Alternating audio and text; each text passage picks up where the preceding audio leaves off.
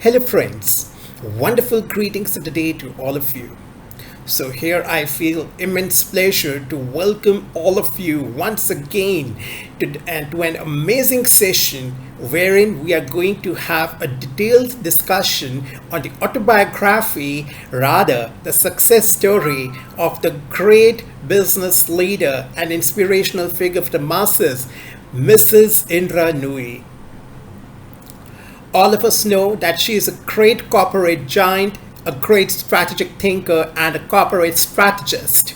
And her contributions to the corporate world are immense and very, very significant.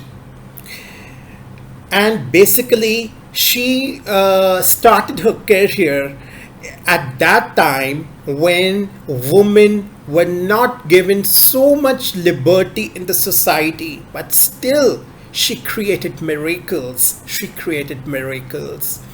And I would also like to state that as we are advancing, as the global economy is advancing, we have to leave behind the barriers of gender biasness. And this is actually happening also, but at a slow and steady rate, depending on the level of comfort of the countries, the pace of the pace of development of women empowerment actually depends on the on belief sets carried by certain countries.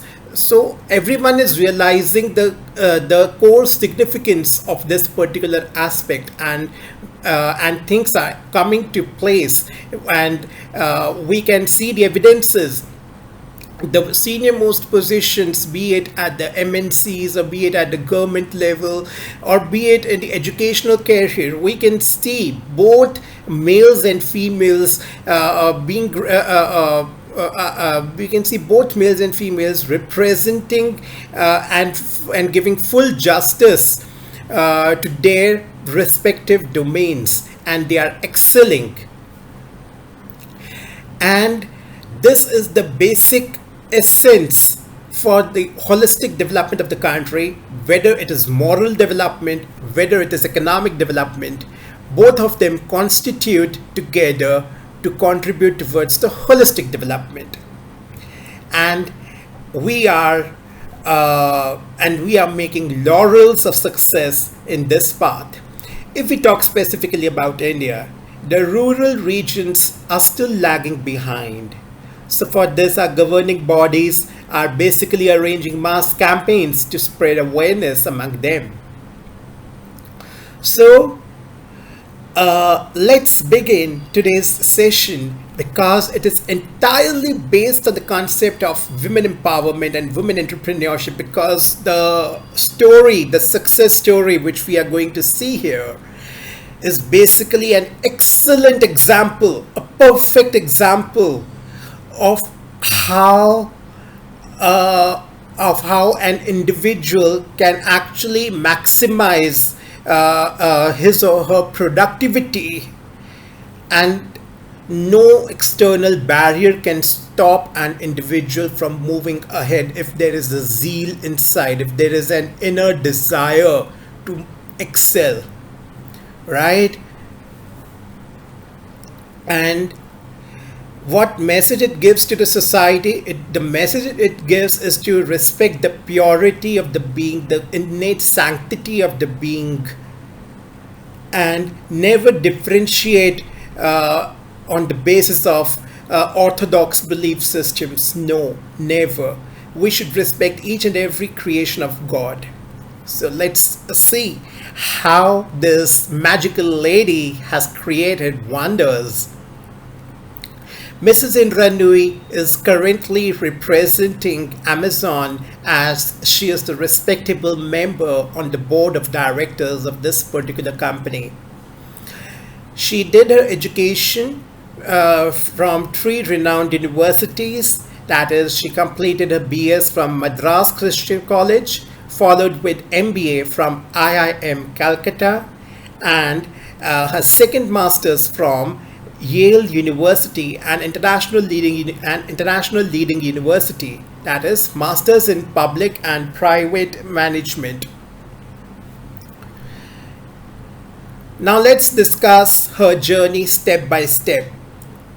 She has been a rebellious child brought up in a conservative family. Indra Nooyi moved to America in 1978 to study at Yale University. While in India, she worked as a product manager with a couple of reputable firms.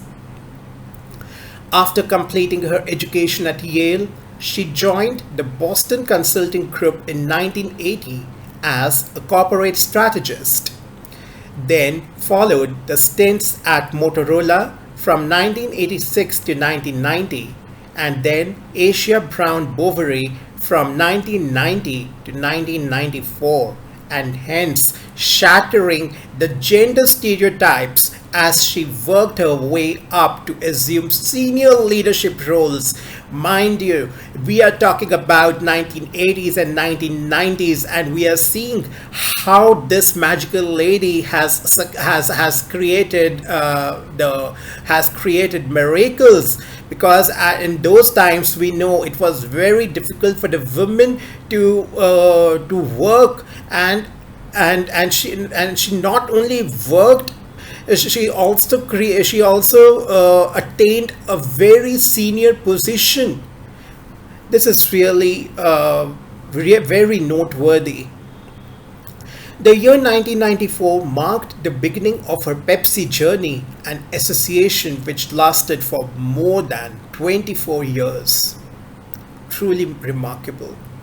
She joined PepsiCo as the Senior Vice President of Strategic Planning and later moved to corporate strategy. Nooyi was very strategic in her business approach and oversaw the company's restructuring in 1997 that included PepsiCo spin-off its restaurant chains comprising KFC, Pizza Hut, and Taco Bell, and leading to the formation of Tricon Global Restaurants, which eventually came to be known as Yum Brands. We can see the immense level of diversification which this lady has led. It's really unimaginable. In 1998, she played a key role in Pepsi's $3.3 billion acquisition of Tropicana, which helped the company mark its place in the non-fizzy drinks market. Now, this point is also quite noteworthy because now at this time, she started to diversify her brand in the non-fizzy drinks as well. Because Pepsi basically dealt with the fizzy drinks, but this was the first time when it acquired Tropicana, that is the non-fizzy drink market.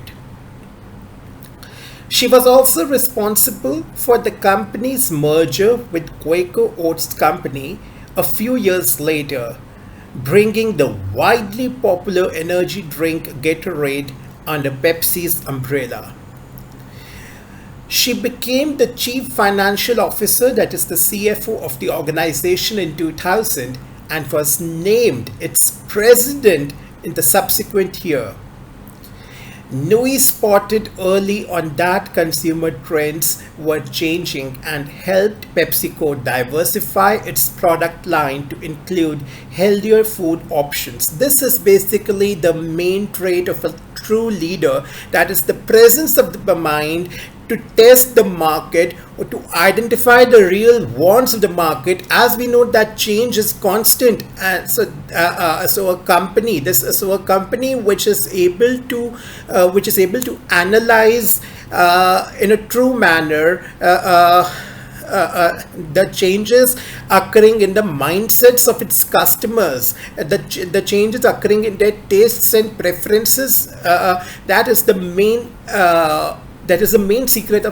main secret of success, because as we can see in the economic concept also, that there is a law of diminishing marginal utility, correct? That is the inverted U-shaped curve. That is when it reaches at a threshold level. At that point, a company must think to actually start thinking of of more diversification plans, of bringing something new to the existing products. That is to entirely bring a new product or to make changes in the existing product. That is the need of the hour, and that helps and this particular trait helps the company to sustain in the market. Correct? Because the time when she entered into the corporate world, at that time competition was not so immense, but gradually competition started increasing, and her perseverance and her overall presence of mind with an optimistic attitude led her to achieve great laurels in her life.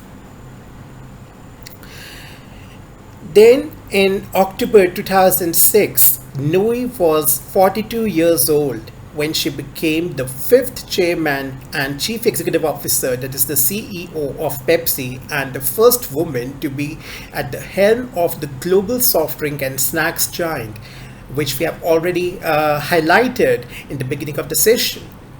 The government of India honored her with the Padma Bhushan, the third highest civilian award of the country in 2007, the main highlight. It is the most prestigious recognition with which she was recognized, and this was the main felicitation.